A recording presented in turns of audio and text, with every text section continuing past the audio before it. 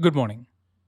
We are going to read about the WASH program by UNICEF from your English workbook, chapter number 4, WASH, a mission to accomplish.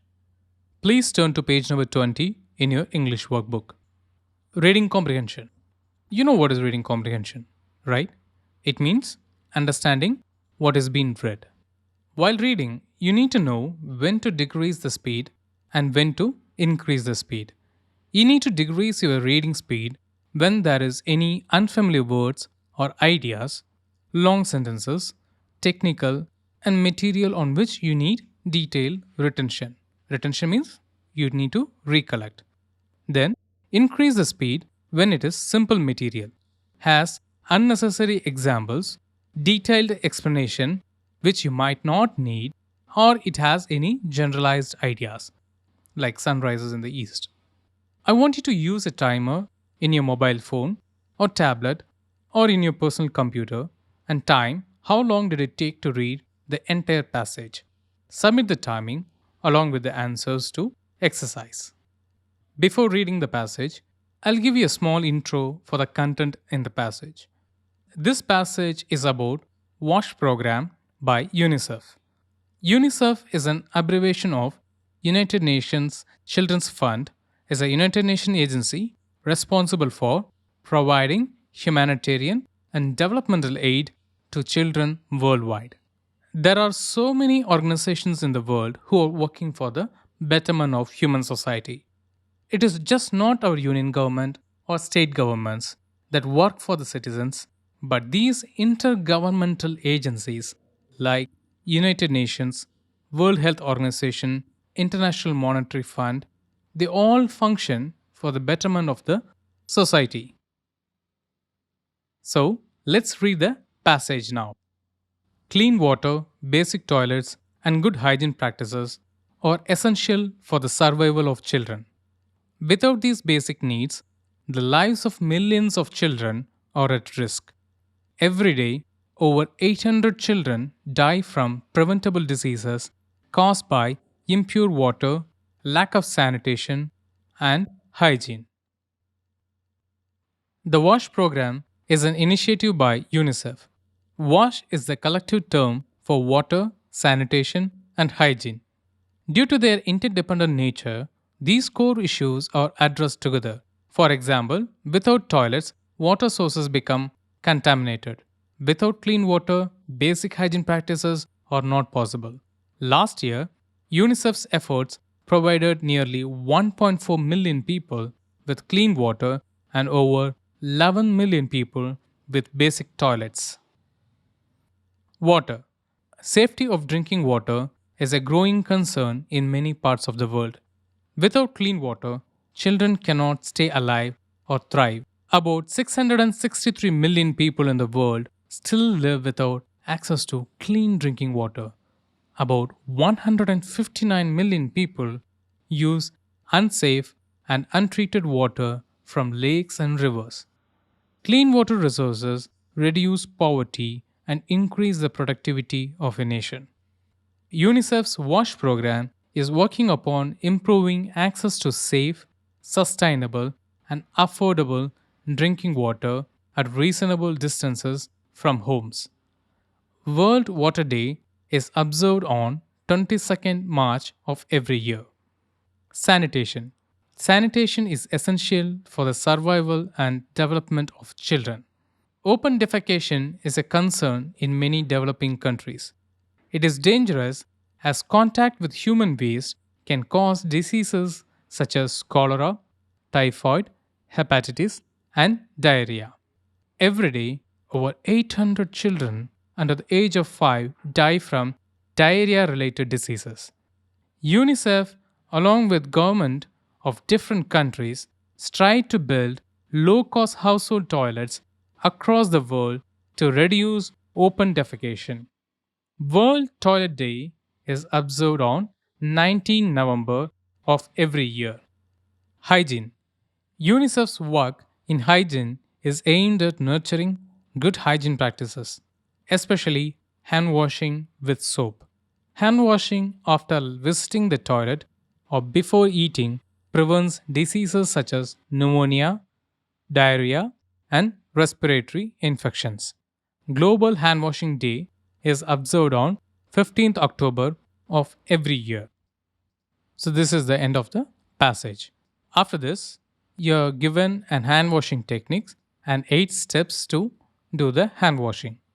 The step 1 is wash your palms, 2 scrub each fingers and between fingers, 3 rub back of your hands and between your fingers, 4 rub the base of your thumbs, 5 wash the back of your fingers, 6 scrub your fingertips, 7 wash your wrist, 8 dry your hands with a clean towel or tissue. Now, getting into the exercise, the reading comprehension section has two exercises. Section A, true or false, and section B, answer the following. Let's look at the section A questions. Section A has 5 questions. Let's do the first two, and rest of them you have to do it. The WASH program is an initiative by USAID.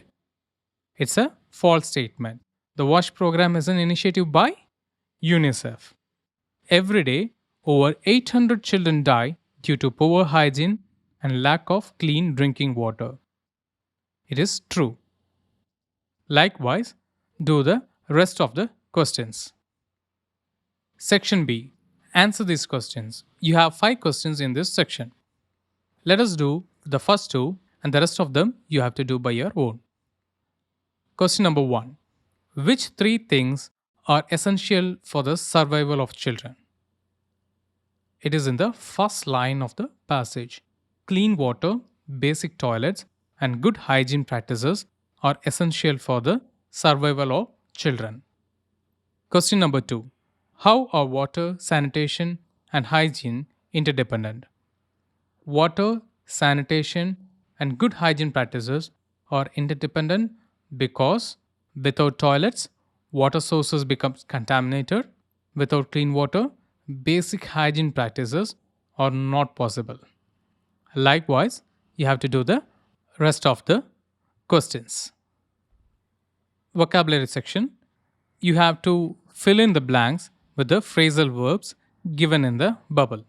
You have 8 questions and 8 phrasal verbs listed. I will read each phrasal verb and give their meaning, and you have to find the right sentence to use it. Okay, let's start. Pitch in. To join in and help with an activity by doing some of the work or by giving money, advice, etc. Cut out. Cut out means to block something. Fallen out.